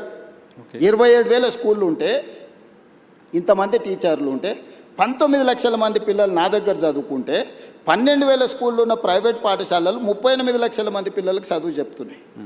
ఎక్కడనో ప్రభుత్వ వైఫల్యం ఉన్నట్టే కదా. డెఫినెట్గా. మరి దాన్ని కరెక్షన్ చేయాల్సిన బాధ్యత ఉంది కదా. కరెక్షన్ చేయటంలో ఆ correction next I'm coming to next point. మీరేం చేసిండ్రు? గత పాలకులు ఎవరైనా తెలంగాణ వచ్చిన తర్వాత తీసుకున్న నిర్ణయాలు కూడా, ఎస్సీలకు ఒక సపరేట్ స్కూల్ కట్టిండు, ఎస్టీలకు ఒక సపరేట్ స్కూల్ కట్టిండు, బీసీలకు ఒకటి కట్టిండు, మైనారిటీలకు ఒకటి కట్టిండు, అప్పర్ కాస్ట్ వాళ్ళకు ఒకటి కట్టిండు. కుల వివక్ష పోవాలి, కుల నిర్మూలన జరగాలని నువ్వే చెప్తున్నావు. 1,000 కోట్లు ఖర్చు పెడుతున్నావు. నువ్వే SC school separate, ST school separate, BC school separate, minority school separate, upper caste వాళ్ళకి సపరేట్ కట్టిన తర్వాత కుల వ్యవస్థను నువ్వు ప్రోత్సహిస్తున్నావా, నువ్వు తొలగిస్తున్నావా? కుల వ్యవస్థను తొలగించాలన్నప్పుడు మనందరం కలిసి ఉండాలి. మనందరం కలిసి ఉండాల్సిన పరిస్థితులు ప్రభుత్వం కల్పించాలి. వీళ్ళు ఎస్సీ కాలనీ ఊర్లో సపరేట్ కట్టి, ఎస్టీ కాలనీ సపరేట్ కట్టినాక వాళ్ళ మనోభావం ఎట్లుంటుంది? అరే మేము ఎస్సీలం కాబట్టి మమ్మల్ని ఊరు బయట కట్టిండ్రు అంటున్నారు. సో సోషల్ రెండే వర్గాలు, social status పేదోడు change ధనవంతుడు. I'm doing social engineering. ఈ రోజు నేను ప్రతి నియోజకవర్గంలో ఇచ్చిన యంగ్ ఇంటిగ్రేటెడ్ స్కూల్లో 500 మంది ఎస్సీలు ఉంటారు, 500 మంది ఎస్టీలు ఉంటారు, 500 మంది బీసీలు ఉంటారు, 500 మంది మైనారిటీలు ఉంటారు, 500 మంది అప్పర్ కాస్ట్ ఉంటారు.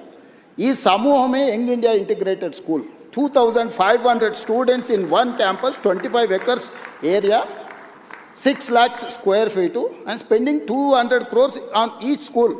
100 స్కూళ్ళ మీద 20,000 కోట్లు ఖర్చు పెట్టి ఈరోజు మీరు మార్కెట్లో చెప్పుకుంటున్న కార్పొరేట్ స్కూల్స్ ఉన్నాయి కదా, నెక్స్ట్ డిసెంబర్ తర్వాత అంటే వచ్చే సంవత్సరం ఈ 27 డిసెంబర్ తర్వాత ఈడున్న వాళ్ళని కాదు, ఈ దేశంలో ఉన్న వాళ్ళందరూ నేను కట్టే యంగ్ ఇండియా ఇంటిగ్రేటెడ్ స్కూల్స్కు తీసుకెళ్తా.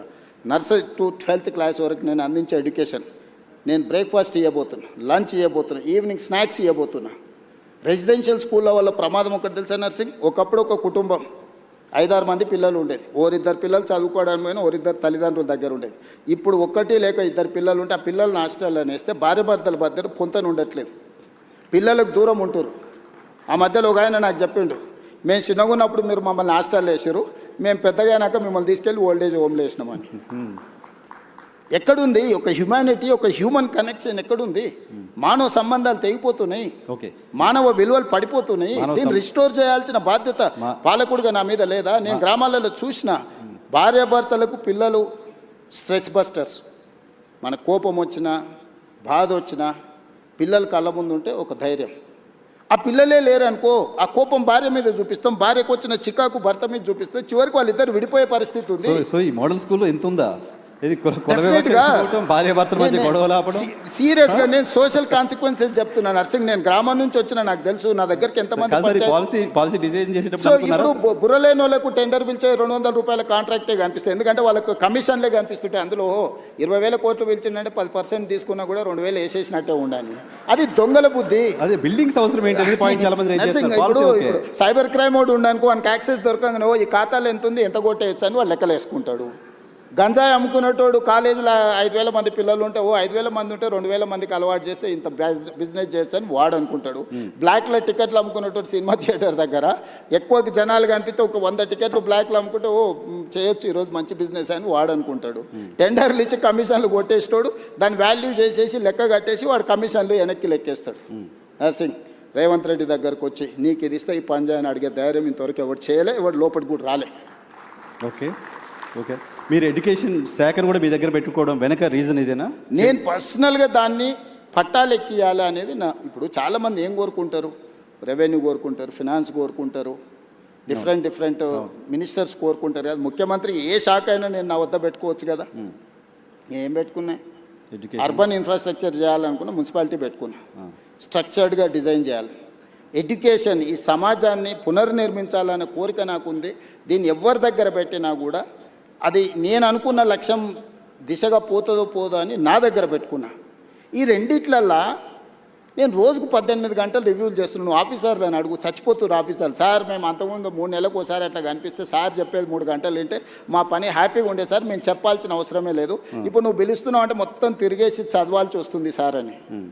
సో ఇది డిఫరెన్స్. మీరు మాట్లాడుతుంది చూస్తే అర్థమవుతుంది. ప్రతి ప్రశ్నకి కనీసం 10 నిమిషాలు మాట్లాడుతున్నారు. నాకు టైం 1 అవరే ఉంది. సో ఇంకా చాలా క్వశ్చన్స్ అడగాల్సి ఉన్నాయి. సో మీరు 18 గంటలు రివ్యూ నిర్మిస్తాను ముందుకు వచ్చినప్పుడు నిర్మాణంలో నువ్వు కూడా భాగస్వామి కావాలి. 18 గంటలు రివ్యూ చేస్తున్నారు కాబట్టి అంత నాలెడ్జ్ ఉంటుంది డెఫినెట్గా మీకు. రైట్, చాలా క్వశ్చన్స్ ఉన్నాయి sir. Drug free Telangana okay మాట్లాడుకున్నాం. మీరు నాకు తెలిసి కాంగ్రెస్ పార్టీ అధిష్టానానికి సంబంధించిన ఒక నాయకుడిని అన్న అని పిలిచేంత చనువు నాకు తెలిసి తెలుగు రాష్ట్రాల కాంగ్రెస్ నాయకులకి ఎవరికి ఉన్నట్లేదు. రాహుల్ గాంధీని జస్ట్ మిమ్మల్ని మేమంతా జర్నలిస్ట్ చాలామంది అన్న అని పిలిచినట్టుగా మీరు రాహుల్ గాంధీని అన్న అని పిలుచుకుంటూ తిరుగుతారు. అంత క్లోజ్నెస్ ఎలా వచ్చింది రాహుల్ గాంధీకి? ఇప్పుడు గాంధీ ఫ్యామిలీకి ఈ దేశం పట్ల విశ్వాసం అక్కడ కనపడితే ఇక్కడ దండం పెట్టుకుంటూ నిలబడుతుంటారు. అట్లా వాళ్ళకు ఉంటుంది. దానికి అనుకూలంగా పనిచేసేటోళ్ళను వాళ్ళు ఫ్యామిలీ మెంబర్స్ లాగా ట్రీట్ చేస్తారు. నాకు రాహుల్ గాంధీ గారి దగ్గర కాదు, ప్రియాంక గాంధీ గారైనా సోనియా గాంధీ గారి దగ్గర అయినా నాకు చాలా ఇంటిమసీ.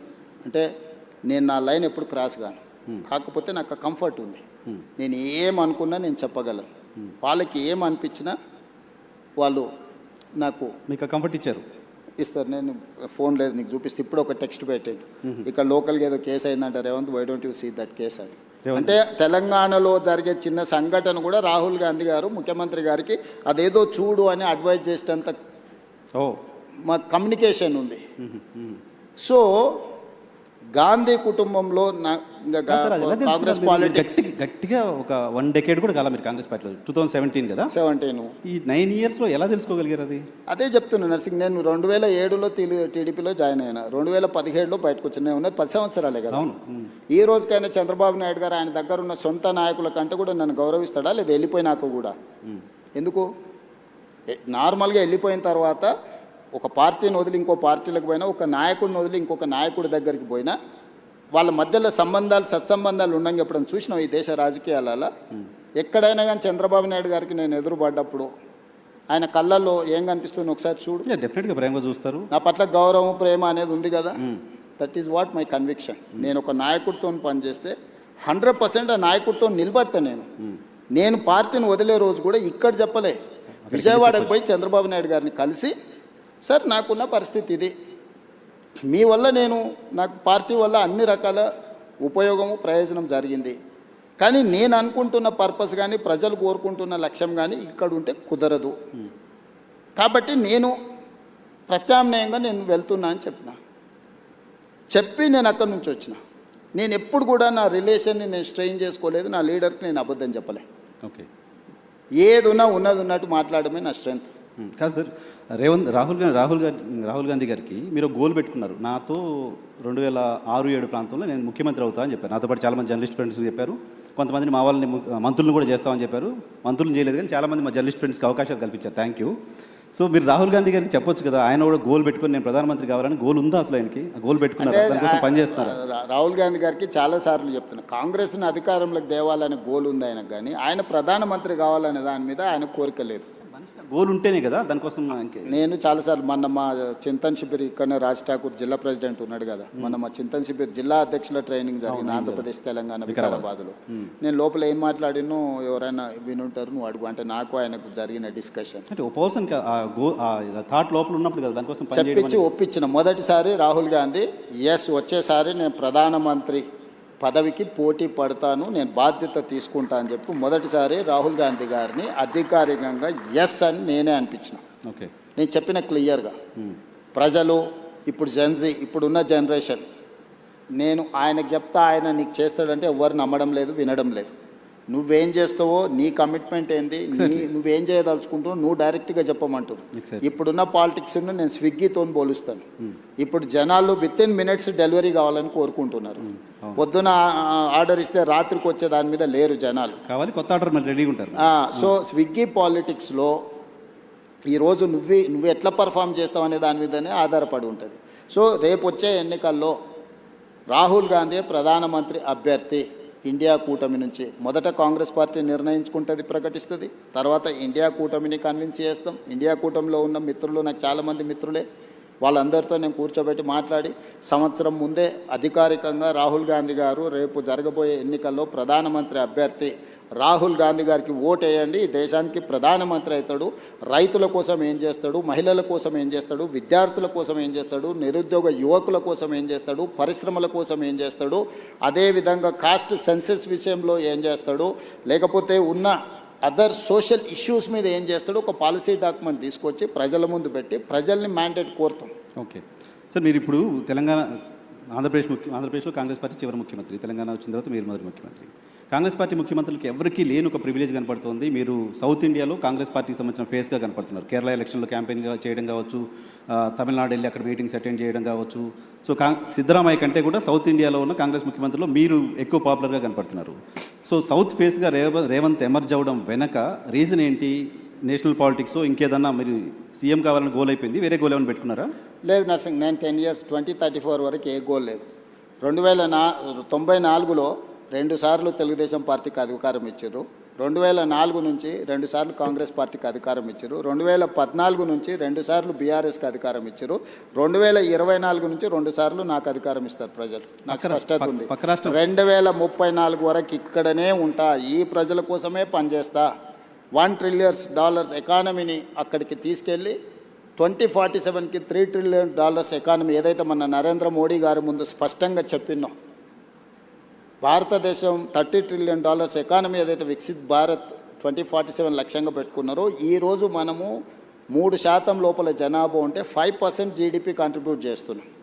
రేపు ఇదే జనాభా 10% జీడిపిని దేశానికి కంట్రిబ్యూట్ చేసే ప్రణాళికలు, దానికి రోడ్ మ్యాప్, దానికి భవిష్యత్ ఏ రకమైన విధానాలు తీసుకోవాలనో 2034 వరకు ఇక్కడనే క్షేత్రస్థాయిలో ఉండి ఈ పనులు చేస్తాను. సార్ అది నమ్మకమా? 10 ఏళ్ళు ఇస్తారులే నమ్మకమా? పక్క రాష్ట్రం ఆంధ్రప్రదేశ్లో 5 ఏళ్ళకి ప్రభుత్వం మారింది, డిఎంకే ప్రభుత్వం తమిళనాడులో కూడా 5 ఏళ్ళకి మారింది. నా జీవితంలో నేను జడ్పీటీసీ అవుతా అనుకున్నప్పుడు జడ్పీటీసీ అయినా, నేను ఎమ్మెల్సీ అవుతా అనుకున్నప్పుడు ఎమ్మెల్సీ అయినా, ఎమ్మెల్యే కావాలనుకున్నప్పుడు ఎమ్మెల్యే అయినా, 2014లో ఎంపీ అవుతా అని చాలా ప్రయత్నం చేసింది, నీకు కూడా తెలుసు కదా. కాకపోతే 19లో అయినా అదే మల్కాజ్గిరి నుంచి, 14లో కూడా మల్కాజ్గిరి నుంచి అవుతా అని చెప్పింది, తెలుసు కదా. అక్కడ మిస్ అయినా కూడా 19లో మళ్ళీ అక్కడి నుంచి అయినా. జిల్లా పరిషత్ మెంబర్ ఉన్నప్పుడే తెలంగాణ వస్తే తెలంగాణకు ముఖ్యమంత్రి అవుతా అని చెప్పిన, అవునా? నాతో చెప్పారు, నీతో చెప్పిన కదా, నీకు గుర్తుంది కదా. ఆ రోజు రాజశేఖర రెడ్డి గారు, చంద్రబాబు నాయుడు గారు నాయకత్వం ముందు తెలంగాణ ఎక్కడి నుంచి వస్తుందా, పిచ్చి భ్రమలని మాట్లాడిన వాళ్ళు కూడా ఉండరు కదా. వచ్చింది కదా, వచ్చిన తెలంగాణకు ముఖ్యమంత్రి అయినా కదా. ఈ రోజు కూడా నేను చెప్తున్నా 34 వరకు నేను ఉంటా. Confidence sir? నేను ఈరోజు నీ ముందర చెప్పిపోతున్నావు, నువ్వు దాచిపెట్టుకో. ఓకే, 34 తర్వాత నేను జాతీయ రాజకీయాలు పోయినప్పుడు ఆ రోజు వచ్చి నువ్వు అడుగు. నువ్వు ఆ రోజు చెప్పి 34 వరకు ఇక్కడ 34 వరకు స్టేట్ పాలిటిక్స్. 34లో గెలిస్తే కూడా రేవంత్ రెడ్డి సీఎంగా ఉండరు, వెళ్ళిపోతారు. 34 తర్వాత మొత్తం 100% సీట్లు గెలిపించి కాంగ్రెస్కి అధికారం ఇచ్చినా కూడా నేను ముఖ్యమంత్రి పదవి తీసుకోను. నేను తర్వాతి తరానికి బదిలీ. చాలా పెద్ద స్టేట్మెంట్ ఇస్తున్నారు సార్. పెద్ద స్టేట్మెంట్ నీకు చెప్తున్నా, అందుకే నీకు చెప్పాలని నీకు చెప్తున్నా. ఓకే, ఎందుకంటే నీకు ముఖ్యమంత్రి అని చెప్పిన రోజు నువ్వు ఆశ్చర్యపోయినావు, అది ఎట్లా సాధ్యం, జిల్లా జడ్పీటీసీ ముఖ్యమంత్రి అవుతాడా అని. ఆశ్చర్యం ఏం పోలే, మేము అనుకున్నాం కదా, మాట్లాడుకున్నాం చాలా సందర్భాల్లో. రోజు ఎవరైనా ఒక జడ్పీటీసీ ఇండిపెండెంట్గా గెలిచి రాష్ట్రం వస్తే నేను ముఖ్యమంత్రి అవుతా అంటే ఎవరైనా నమ్ముతారా? నమ్మరు కదా. సో ఇది నోట్ చేసి పెట్టుకోవచ్చు. 34 తర్వాత రేవంత్ రెడ్డి తెలంగాణ. ఈ రోజు మాట్లాడే ప్రతి మాట నువ్వు దాచిపెట్టుకో నీ లైబ్రరీలో, నీకు అవసరమైనప్పుడల్లా చూసుకో. ఓకే, నేను ఈ రోజు చెప్తున్నా 34 వరకు నేను ముఖ్యమంత్రిగా. 34 తర్వాత పార్టీ ఎవరిని చేస్తే వాళ్ళని ముఖ్యమంత్రిని చేస్తాను, నేను గాను. అవకాశం ఇస్తే కూడా మీరు నేను తీసుకోను, నాకు తెలుసు నా లైఫ్. దేశం చాలా విశాలంగా ఉంది, దేశానికి కూడా సేవలు అందిస్తా. జాతీయ స్థాయిలో నేను నా అనుభవాన్ని దేశం కోసం పంచుతా. నాకు దేశం పట్ల భక్తి ఉంది. నేను ముందే మన మోడీ గారి ముందర చెప్పిన, పైలా దేశ్ దూసరా జనతా తీసరా దల్, అంటే మొదట దేశము, తర్వాత ప్రజలు, తర్వాత పార్టీ, తర్వాత నేను. సో నాకు ఒక స్పష్టత ఉంది, ఈ స్పష్టతలోనే ఇక్కడి వరకు వచ్చిన. సో మీరు నాకు 2006లో జడ్పీటీసీగా ఉన్నప్పుడు ముఖ్యమంత్రి అవుతా అని చెప్పారు. ఇప్పుడు ముఖ్యమంత్రిగా ఉన్నారు, జాతీయ రాజకీయాల్లోకి వెళ్తా అని చెప్తున్నారు. జాతీయ రాజకీయాల్లో ఏ చైర్ కోరుతున్నారు, ఏ చైర్ కోసం అనుకుంటున్నారు? రాహుల్ గాంధీని ప్రధానమంత్రిగా కూర్చోబెట్టి ఆ తర్వాత ఏ చైర్ ఇస్తే ఆ చైర్లో కూర్చుంటా. రైట్ సార్, నేను గతంలో నేను TV9లో పనిచేస్తున్నప్పుడు కావచ్చు, ఏబీ ఆంధ్రజ్యోతిలో పనిచేస్తున్నప్పుడు కావచ్చు, మనం ఇంటర్వ్యూకి వచ్చినప్పుడు మీరు నాకు చెప్పే ఏం అడగాలి సార్ అంటే ఏదైనా అడుగు అనేవాళ్ళు. ఆ లిబర్టీ తీసుకొని కొన్ని క్వశ్చన్స్ అడగచ్చు కదా. Done, thank you. తెలంగాణకు సంబంధించి, హైదరాబాద్కి సంబంధించి సినిమా ఇండస్ట్రీ ఎందుకు రేవంత్ రెడ్డి పట్ల నెగిటివ్గా ఉందా, లేకపోతే రేవంత్ రెడ్డి సినిమా ఇండస్ట్రీ పట్ల నెగిటివ్గా ఉన్నారా అలాంటి ఒక ఇంప్రెషన్ బయట సొసైటీలో ఉంది. రీజన్ ఏంటో తెలియదు, మీరు చెప్పాలి. దాంతోపాటు తెలుగు సినిమా ఇండస్ట్రీ ఏమో అంటిముట్టినట్టుగా ఉంటుంది. బాలీవుడ్ మొత్తం ఇంటికి వస్తుంది. అమితాబ్ బచ్చన్ వస్తున్నారు, ఆయన ఎవరు ఇంకా సల్మాన్ ఖాన్ వస్తున్నారు, అజయ్ దేవ్గన్ వస్తున్నారు, బాలీవుడ్ అంతా వస్తుంది. తెలుగు సినిమా ఇండస్ట్రీతో ఎందుకు డిటాచ్మెంట్ ఉంది మీకు? నాకు డిటాచ్మెంట్ ఏం లేదు, నాకు ఎక్కువ వివరాలు తెలుసు కాబట్టి కొంతమంది నా దగ్గరకు వచ్చి వేరే చెప్పలేరు. ఎందుకంటే నాకు అందరి గురించి చాలా విషయాలు తెలుసు కదా. నేను కొత్తగా చూస్తలేను పరిశ్రమ. కొంతమంది అమెరికా నుంచి వచ్చిన వాళ్ళకు సెలబ్రిటీస్ అంటే సోషల్ క్లైంబింగ్ అంటారు దీన్ని ఇంగ్లీష్లో. ఓకే, సడన్గా మనకు డబ్బులు వచ్చినా, సడన్గా హోదా వచ్చినా, అప్పటి వరకు మనలో అణిచివేసుకున్న విపరీతమైన కోరికలు కొన్ని ఉంటాయి. దాంతో ఏమైందంటే ఒక్కసారిగా అవి నిద్రలేస్తారే నాకు సెలబ్రిటీ పరిచయం ఉండాలా, ఆ సెలబ్రిటీ నేను కలవాలా, లేకపోతే నన్ను ఆయన కలవాలా అని సోషల్ క్లైంబింగ్ అంటారు దాన్ని. అంటే అట్లా బయట ప్రపంచంలో ఉండే వాళ్ళతో కొంత కలవాలని కోరికలు ఉంటాయి. నేను 30 ఏళ్ళ క్రితం అందరూ ఇప్పుడు స్టార్స్ అని చెప్పేటోళ్ళు అందరూ కిడ్స్ ఉన్నప్పుడు నాకు తెలుసు. ఓకే, నేను పేర్లు చెప్పను కానీ వాళ్ళు స్కూల్కి వెళ్ళి, లేకపోతే జూనియర్ కాలేజ్కి వెళ్ళి, లేకపోతే వాళ్ళ కాలేజ్ నుంచి బయటకు వచ్చి సింగిల్ బియర్ తాగాలనుకున్నప్పుడు కూడా నా దగ్గరకు వచ్చేటోళ్ళు. అన్న నువ్వు సంతకం పెడితే నేను బియర్ తాగుతా అని.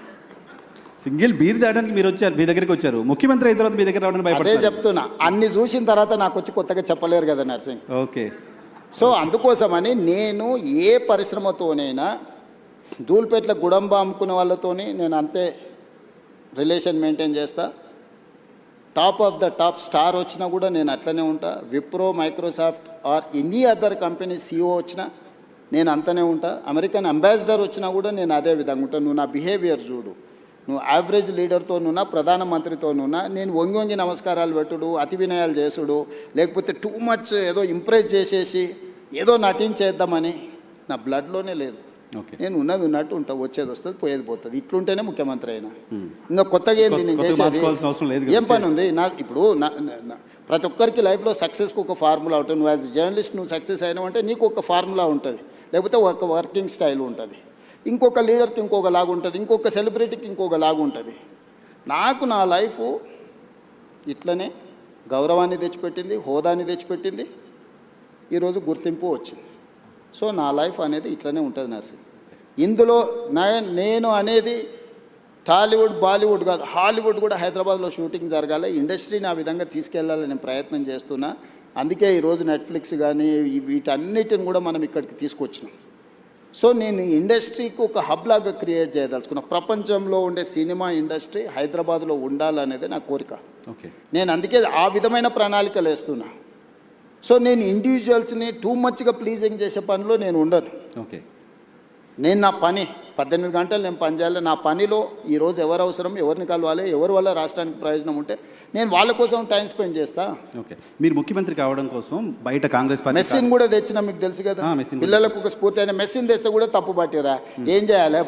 నేను మైదానంలో మెస్సిన్ తెచ్చినా కానీ పబ్లో పోయి డ్రగ్స్ కోసం ప్రమోట్ చేయలే కదా.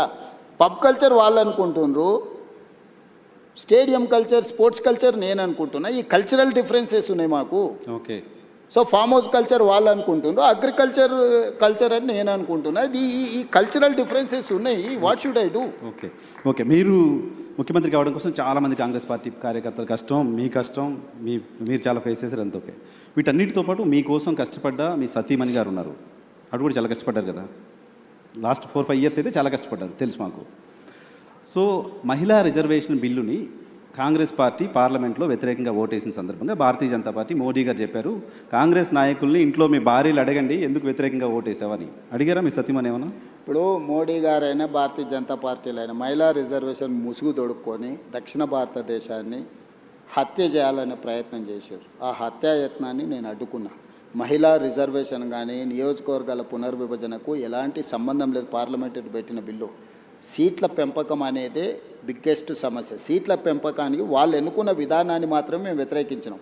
మహిళా రిజర్వేషన్ 2023లోనే పార్లమెంట్లో బిల్లు వచ్చింది. 100% రాజకీయ పార్టీలు అన్నీ మద్దతు ఇచ్చినాయి, అమలు చేయమను. ఇప్పుడున్న 543లో 33%, 181 పార్లమెంటు సీట్లు, 2011 జనాభా తీసుకొని ఇవాళ రేపు టెక్నాలజీ వచ్చింది. ఈ డేటా ఏఐకి అప్పచెప్పేస్తే 3 గంటలలో 181 సీట్లు ఏవేవి మహిళలకు రిజర్వేషన్లు అవుతావో ఇస్తుంది. ఒకవేళ టెక్నాలజీ మీద మీకు నమ్మకం లేకపోతే ఒక కమిషన్ అపాయింట్ చేస్తే 3 నెలల టోటల్గా చేసేసి 181 మహిళలకు ఇవ్వచ్చు. ఆ ప్రయత్నం చేయడం లేదు. నియోజకవర్గాల పునర్విభజన 2008లో చేసిండ్రు. 2 సంవత్సరాలు పట్టింది అదంతా చేయడానికి. ఉన్న నియోజకవర్గాలు సేమ్ నెంబర్, తెలంగాణలో 17 ఉన్నాయి, ఆంధ్రప్రదేశ్లో 25 ఉన్నాయి. ఇదే 17 నియోజకవర్గాలను పార్లమెంటు పునర్విభజన చేయొచ్చు. ఆంధ్రప్రదేశ్ ఇట్లా దేశమంతా 543 నియోజకవర్గాలను పునర్విభజన చేయొచ్చు. ఆయా రాష్ట్రాలలో ఉన్న జనాభాను రెగ్యులేట్ చేయొచ్చు ఆ పార్లమెంట్ల ప్రకారం. ఈ 2 చేయకుండా సీట్ల పెంపు అనేదాన్ని ఉన్నదాన్ని 50% పెంచుతా అనేది మోడీ గారి ఆలోచన. అందరికీ సమానంగా 50 పెంచుతున్నా అని అంటుండే. నేను ఒకే ఒక ప్రశ్న అడుగుతాను, మీరు బ్రదర్స్ ఇద్దరా ముగ్గురా? ముగ్గురు కదా. మీ నాన్న ఎప్పుడో కొంత ఆస్తి ఇచ్చిండు, ముగ్గురికి సమానంగానే ఇచ్చిండు. ఒక 10 సంవత్సరాల జర్నీ అయిపోయింది. నీ దగ్గర 10 లక్షలు ఉంది ఇప్పుడు ఆస్తి, ఇంకొక బ్రదర్ దగ్గర 1 కోటి ఉంది, ఇంకో బ్రదర్ దగ్గర 10 కోట్లు ఉంది. మీ నాన్న మళ్ళీ వచ్చి ఆయన కూడా మళ్ళీ కష్టపడి సంపాదించి ఎగ్జాక్ట్గా 100% మీ ముగ్గురికి మీ ఆస్తి ఎంత ఉందో 100% ఇస్తా అని అంటే నర్సింగ్, అప్పుడు నువ్వేమంటావు? నీకు 10 లక్షలకు 10 లక్షలు వస్తుంది, మీ పెద్దన్నకు 10 కోట్లకు 10 కోట్లు వస్తుంది, మీ మధ్య అన్నకు 1 కోటికి 1 కోటి వస్తుంది. అప్పుడు నీకు నీ పెద్దన్నకు ఎంత తేడా ఉంది? పర్సంటేజ్ మీ నాన్న చెప్పింది ముగ్గురికి సమానంగా ఇస్తున్నా, 100% ఇస్తున్నా అని చెప్తుండు. పర్సంటేజ్ చూస్తే రాజ్ ఠాకూర్ అయినా ఇంకోరైనా జడ్జి ఎవరైనా సామరామన్న కరెక్టే కదా.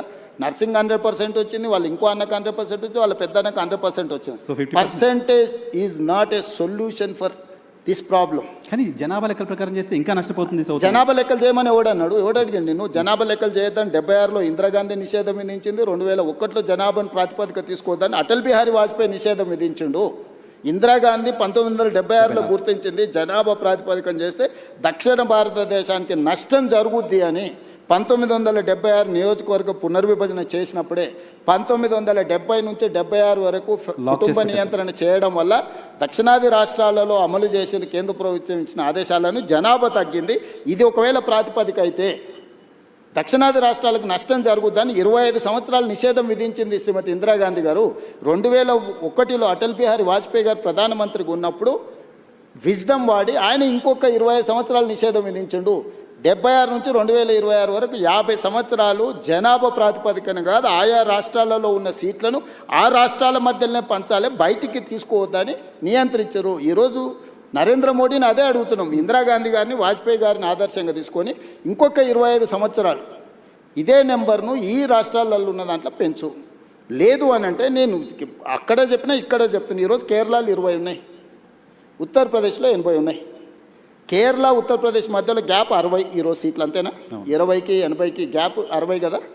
50% పెంచితే మోడీ గారు చెప్పినట్టు కేరళలో 30 అవుతాయి, ఉత్తరప్రదేశ్లో 120 అవుతాయి. 30కి 120కి గ్యాప్ 90%. ఏమో 50% పెంచినట్టుగా అనిపిస్తుంది నీకు. ఈరోజు కేరళలో 20 కాస్త 30 అవుతున్నాయి, 80 కాస్త 120 అవుతున్నప్పుడు 60 ఉండాల్సిన గ్యాప్ 90కి వస్తుంది. ఈ విధంగా 850 సీట్లు చేస్తే దక్షిణాది రాష్ట్రాలు 200 లోపలికి పరిమితం అవుతాయి, ఉత్తరాది రాష్ట్రాలు 650 అవుతాయి. మ్యాజిక్ నెంబర్ 425 అనుకుంటే ఉత్తరాది రాష్ట్రాలతోనే ప్రభుత్వం ఏర్పడుతుంది. ఇక దక్షిణాది రాష్ట్రం ద్వితీయ శ్రేణి పౌరులుగా మారిపోయి పన్నులు కట్టాలి, ఢిల్లీకి వెళ్ళి సలాంలు కొట్టాలి. సో ప్రస్తుతానికి ఆపగలిగారు మీరు చెప్పిన ఖచ్చితంగా ఆ ఫార్ములా వర్కౌట్ అవ్వదు. అందుకే నేనేమన్నా అంటే సుప్రీంకోర్టు టైమ్ అండ్ అగైన్ కొన్ని జడ్జిమెంట్లు ఇచ్చింది. ఎడ్యుకేషన్లో ఇచ్చింది కదా, 50% డిజబిలిటీ, 50% మెరిట్ అన్నారు. అంటే ఎనీ రిజర్వేషన్ ఈజ్ 50% దాటొద్దు, 50% మెరిట్కి ఇవ్వండి, 50% రిజర్వేషన్లు ఇవ్వన్నారు. ఉద్యోగాలలో సేమ్ చెప్పారు, విద్యలో సేమ్ చెప్పారు. లోకల్ బాడీస్లో మేము బీసీలకు 42%, మొత్తం 69% పెంచుతామంటే సుప్రీంకోర్టు కొట్టేసి మీరు ఏ రిజర్వేషన్లు ఇచ్చినా 50% ఇవ్వండి, మిగతా 50% ఓపెన్ కేటగిరీ పెట్టమన్నారు. నేను అందుకే నరేంద్ర మోడీ గారికి ఒక సింపుల్ ఫార్ములా చెప్పిన, పర్ఫార్మింగ్ స్టేట్స్కి 50% ఇవ్వు, పాపులేషన్ బేసిస్ మీద నువ్వు ఏదైతే అంటున్నావు 50% తీసుకో. సో మేము పర్ఫామ్ చేసినాము, మేము కుటుంబ నియంత్రణ పాటించినాము, మేము ఆర్థికంగా ఈ దేశానికి ఈ ఉన్న దక్షిణాది రాష్ట్రాల్లో 40% దేశ ఎకానమీలో మనం కాంట్రిబ్యూట్ చేస్తున్నాం. మేము పర్ఫామ్ చేయడం ఎందుకు? మేము కూడా ఉత్తరప్రదేశ్ లాగానో, బీహార్ లాగానో, బెంగాల్ లాగానో పిల్లలను సంతతిని పెంచుకుంటూ వెళ్ళిపోతే ప్రభుత్వము ఇప్పుడు డెవల్యూషన్ కూడా అదే ప్రాతిపదికనిస్తుంది. ఇవాళ మనం ₹1 పన్ను కడితే మనకు 42 పైసలు వస్తుంది. బీహార్ ₹1 కడితే పన్ను ₹6.50 పోతుంది. ఉత్తరప్రదేశ్కు ₹3.50 పోతుంది. మధ్యప్రదేశ్కు ₹2.50 పోతుంది. నేను అడుగుతున్న ఈ దేశంలో కష్టపడి సంపాదించే పన్నులు కట్టేటోనేమో నువ్వు శిక్షిస్తావు, దుబారగా తిరిగేటోడు, గాలికి తిరిగేటోడు, ఏ పని చేయనోడు, ఎందుకు కొరగానోనికి నువ్వు అడ్డగోలుగా డబ్బులు ఇచ్చుకుంటూ పోతున్నావు. ఎన్ని రోజులు భరించాలి? ఆంధ్ర తెలంగాణ పంచాయతీ ప్రస్తుతానికైతే ఆగిపోయింది కాబట్టి మనం పొలిటికల్ సప్రెషన్ ఇది చివరికి రాజకీయ వివక్షగా మారుతుంది. ఆంధ్రప్రదేశ్ అంటే దక్షిణాది రాష్ట్రాల 200 సీట్లతోని పని లేకుండానే ఈరోజు 131 ఉన్నాయి. 50% పెరిగితే 196 అవుతాయి. 850లో దక్షిణాది రాష్ట్రాలన్నీ కలిసి కేరళ, తమిళనాడు, తెలంగాణ, ఆంధ్రప్రదేశ్, కర్ణాటక, పాండిచ్చేరి అందరం కలిస్తే కూడా 196 అవుతున్నాం. 850లో 190, 200 తీసేస్తే వాడికి 450 అక్కడనే వచ్చేస్తున్నాయి. తెలంగాణ అంటే ఈ దక్షిణాది దేశ రాష్ట్రాల నుంచి సింగిల్ కంట్రిబ్యూషన్ కూడా అవసరం లేకుండా ప్రభుత్వం వస్తే మంత్రి కాదు కదా, చెప్పరాసి నౌకరు కూడా ఇయ్యాడు. రైట్ సార్, ఒక 2 క్విక్ క్వశ్చన్స్ ఉన్నాయి, టైం కూడా అయిపోతుంది, మీ టైం చాలా తీసుకున్నాను నేను. సో మహిళలపైన దాడులకు సంబంధించిన అంశంలో తెలంగాణ ప్రభుత్వం పైన చాలా విమర్శలు చేస్తున్నారు. మహిళలపైన దాడులను అరికట్టడంలో ఫెయిల్ అయింది, గతంలో షీ టీమ్స్ ఉండే ఇంకేదో చేశాము, ఇప్పుడు అది ప్రాపర్గా లేదు అనే విమర్శ వస్తుంది. రీసెంట్గా కేంద్ర మంత్రి బండి సంజయ్ గారి కుమారుడికి సంబంధించిన అంశం ఒకటి ఉంది, దానిలో ప్రభుత్వం ప్రాపర్గా యాక్ట్ చేయలేదు లాంటి ఒక విమర్శని మీ ప్రభుత్వం ఫేస్ చేస్తుంది. అంటే నేను అనేది మహిళల దాంట్లో నువ్వు పాత కేసులు ఇప్పుడు క్రైమ్ చూడు, మేము నియంత్రించింది చూడు, గతంలో జరిగిన బ్రూటల్ రేప్స్ కానీ టీఆర్ఎస్ లీడర్లే ఇన్వాల్వ్ అయ్యి మహిళల మీద చేసిన దాడులు కానీ అన్నీ లెక్క తీసుకో. ఎస్, నువ్వు అన్నది బండి సంజయ్ గారి వివాదం జరుగుతుంది.